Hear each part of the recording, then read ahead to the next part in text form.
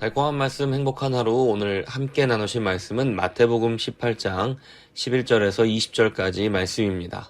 너희 생각에는 어떠하냐? 만일 어떤 사람이 양 100마리가 있는데 그 중에 하나가 길을 잃었으면 그 99마리를 산에 두고 가서 길 잃은 양을 찾지 않겠느냐? 진실로 너희에게 이르노니 만일 찾으면 길을 잃지 아니한 99마리보다 이것을 더 기뻐하리라. 이와 같이 이 작은 자 중에 하나라도 잃는 것은 하늘에 계신 너희 아버지의 뜻이 아니니라.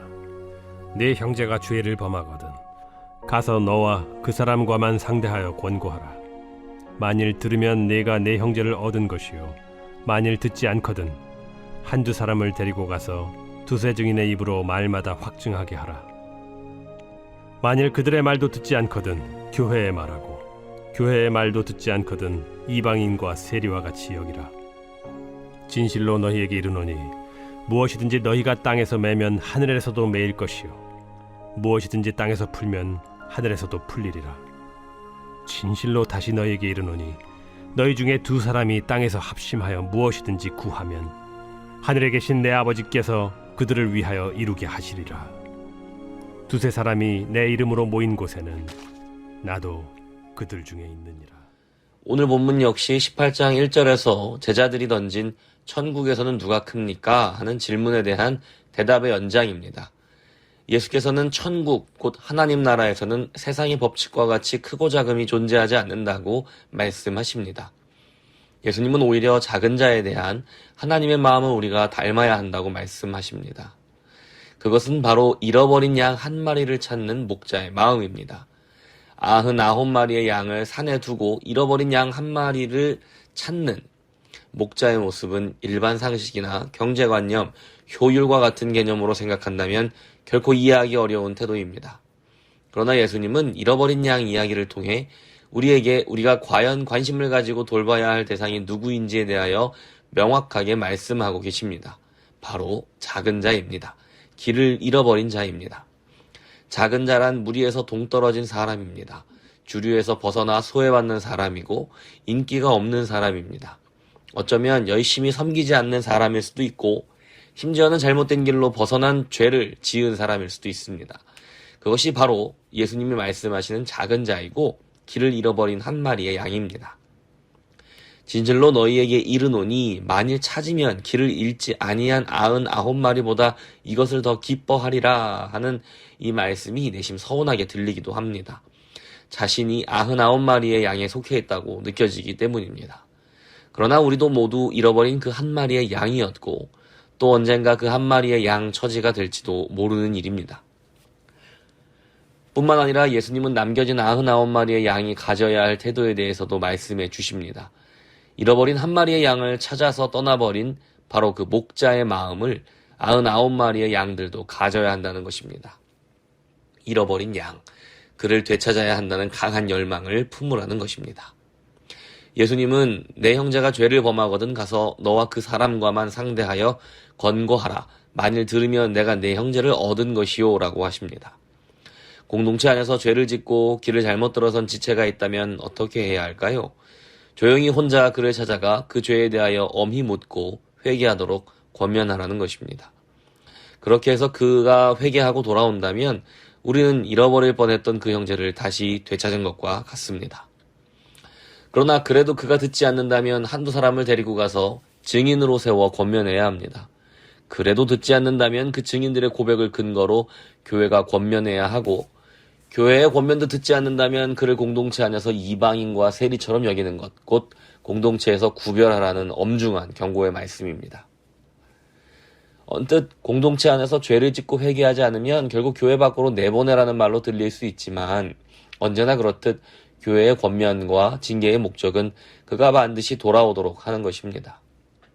그렇기 때문에 진실로 너희에게 이르노니 무엇이든지 너희가 땅에서 매면 하늘에서도 매일 것이요 무엇이든지 땅에서 풀면 하늘에서도 풀리리라.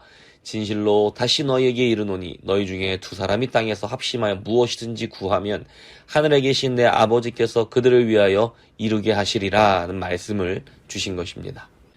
땅에서 메고 푸는 것의 이미지는 16장에서 베드로에게 주신 말씀이지만 여기에서는 모든 성도 개개인을 향해 주어지고 있습니다. 우리는 흔히 교회의 징계의 문제나 죄의 문제를 다루는 일은 목자들 또 사역자들에게 온전히 맡기려고 합니다.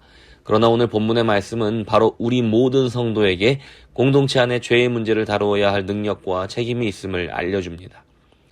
무엇이든지 구하면 이루게 하신다는데 과연 예수님은 두 사람이 합심하여 땅에서 무엇을 구하라는 것일까요? 돈, 명예, 쾌락? 우리는 이 대답이 천국에서 누가 큰 자입니까? 라는 질문에 대한 대답이라는 것을 다시 상기해야 합니다. 이것은 누구보다 더 큰 자가 되기 위하여 소유하고 싶은 것들을 소유하게 해달라고 드리는 기도일 수가 없습니다. 예수님은 잃어버린 형제를 되찾기 위해 기도하라고 말씀하시는 것입니다. 우리가 늘 기도하며 고백하듯 예수님의 이름으로 예수님의 마음으로 구하는 것입니다. 그리고 예수님의 마음은 바로 99마리의 양을 두고 잃어버린 한 마리의 양을 찾아가는 목자의 마음입니다. 예수님은 남아있는 99마리의 양들과 같은 우리에게 너희도 나와 같은 마음으로 그 잃어버린 양을 위해 함께 기도하자, 그를 함께 찾아가자 하고 요청하시는 것입니다. 이 시대는 진정한 의미의 용서를 잃어가고 있습니다. 죄에 대하여 진지하게 직면하기보다는 마치 문제가 없는 것처럼 행동하는 편을 선택합니다. 회개하기도 전에 그 사람의 죄를 용서해 주려는 경향도 있습니다. 우리는 그것을 제대로 마주하고 싶어 하지 않는 듯합니다. 불편하기 때문이죠. 그래서 안타깝게도 나만 참으면 그만이라고 생각하기도 합니다. 때때로 죄를 직면하고 씨름하고 회개하고 용서하는 그 모든 과정이 너무나 고통스럽기 때문일 것입니다. 진정으로 용서해야 할 사람이 있습니까? 하지만 용서는 혼자 할 수 없습니다. 나 혼자 참는다고 해결되지 않습니다. 진실을 마주하고 회개를 요구하고 그 요구가 받아들여질 때에만 진정한 용서와 회개 그리고 화해가 이루어질 수 있습니다. 진정한 의미의 용서는 결코 잃어버려서는 안 되는 중요한 가치입니다. 그 진정한 용서만이 관계를 온전히 제대로 회복시키고 형제를 잃어버리지 않게 해줄 수 있기 때문입니다. 용서란 실제로 그런 일이 있었고 실제로 그 일이 중요하기 때문에 그냥 넘어가지 않고 해결하려는 것이고 그런 일이 있었지만 그래도 서로 사랑하고 용납하는 사이로 남으려는 것입니다. 문제를 파헤쳐서 잘잘못을 가리고 망신주기나 교회에서 내쫓기 위해서가 아니라 말입니다. 문제를 덮어놓는 일은 절대로 지혜로운 방법이 아닙니다.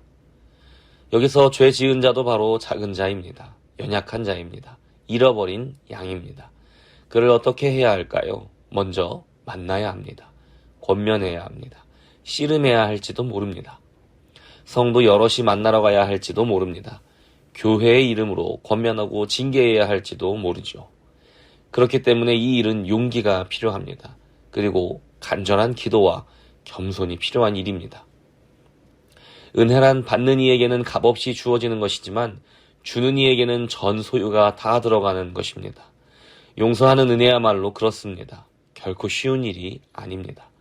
그러나 우리가 예수님으로부터 그렇게 은혜를 받았고 이제 한 몸 된 성도들을 위해 그 은혜를 베풀어 주어야 합니다.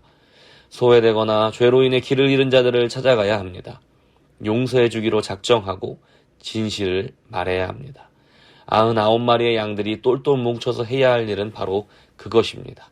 잃어버린 양을 되찾는 일입니다.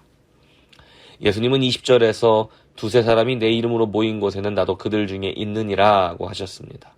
왜 두세 사람이 모이는 곳일까요? 우리는 왜 두세 사람이 모여야 할까요? 두세 사람이 모이는 이유는 우리가 그리스도의 몸의 비밀을 배워야 하기 때문입니다. 하나됨의 비밀을 배워야 하기 때문입니다. 두세 사람이 모이는 곳에는 반드시 의견이 나뉘고 욕망이 뒤엉키고 미움과 다툼이 충돌하게 됩니다. 그 복잡하고 괴로운 관계 속에서 예수 그리스도의 이름으로 한 몸이 된다는 것이 무엇인지를 배워야 합니다.